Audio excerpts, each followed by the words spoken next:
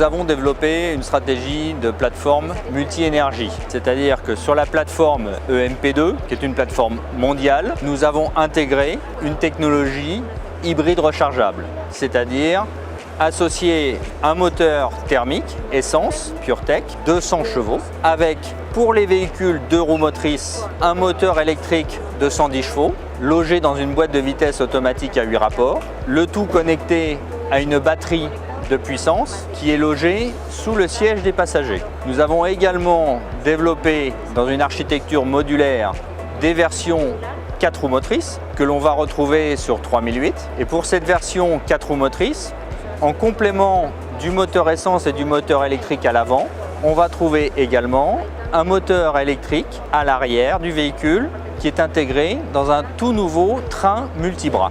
Les 2 moteurs électriques sont connectés à la batterie de puissance. Cet hybride rechargeable peut fonctionner en tout électrique avec une autonomie jusqu'à 50 km, ce qui permet de couvrir les usages quotidiens de nos clients. Et bien sûr, il offre en permanence la liberté de circulation, puisque à tout moment, on peut aller où on veut, quand on veut, grâce à la chaîne de traction hybride. Pour l'usager, ce sera totalement transparent à l'usage. Le véhicule pourra partir en mode tout électrique, 0 émission, au démarrage, à partir du moment où la batterie est chargée. Et à tout moment, il sera possible de basculer sur un mode hybride, soit quand la batterie est vide, soit quand le client le demandera.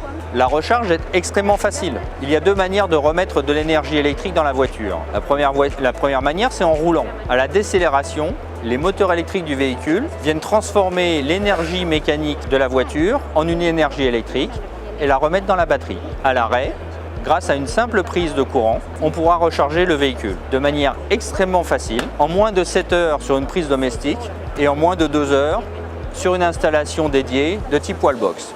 En Europe, il y a 2 choses. Il y a la capacité du réseau à alimenter les prises de courant et cette capacité est installée. Surtout que les véhicules électriques vont être majoritairement rechargés la nuit, période pendant laquelle on utilise relativement peu d'électricité.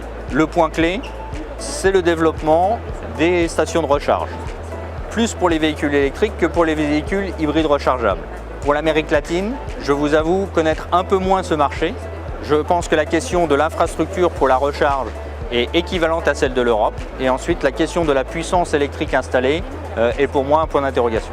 Pour le groupe PSA, à partir de 2019, tous les nouveaux véhicules qui seront lancés sur le marché auront des véhicules électrifiés.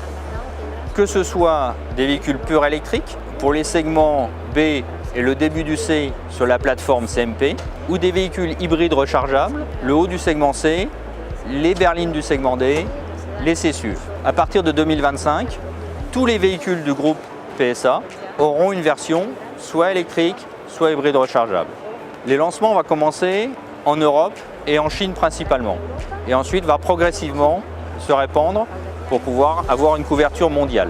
Car la stratégie du groupe PSA est une stratégie de plateforme multi-énergie.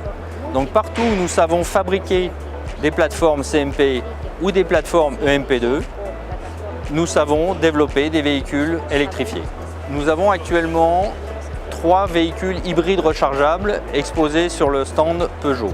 2 berlines, 2 véhicules 508, un véhicule berline et un véhicule break, qui sont tous les deux en 2 roues motrices, avec une puissance, 2 roues motrices, avec une puissance cumulée de 225 chevaux, et un véhicule 3008, qui est un hybride rechargeable 4 roues motrices, avec une puissance cumulée de 300 chevaux, et la capacité de faire un 4x4 tout électrique. Le client nous dira ce que l'avenir de l'automobile sera. C'est la raison pour laquelle nous avons une stratégie de plateforme multi-énergie qui est capable de produire sur le même véhicule des véhicules avec des motorisations thermiques, essence ou diesel, ou des véhicules électrifiés. Et les progrès de la technologie, le développement de l'infrastructure, les attentes de nos clients détermineront le marché futur. Le groupe depuis très très longtemps travaillé la technologie du véhicule à hydrogène. On a déjà présenté à la presse de nombreux démonstrateurs et nous continuons à travailler sur cette technologie. Cette technologie a l'intérêt de proposer des autonomies très grandes en mode tout électrique grâce à la recharge très pratique de l'hydrogène. La principale difficulté de cette technologie, ou les deux principales difficultés de cette technologie, sont premièrement le coût qui est bien plus élevé que celui des véhicules purs électriques ou hybrides rechargeables. Et le deuxième point de difficulté, c'est la distribution de l'hydrogène qui est bien plus difficile que celle de l'électricité.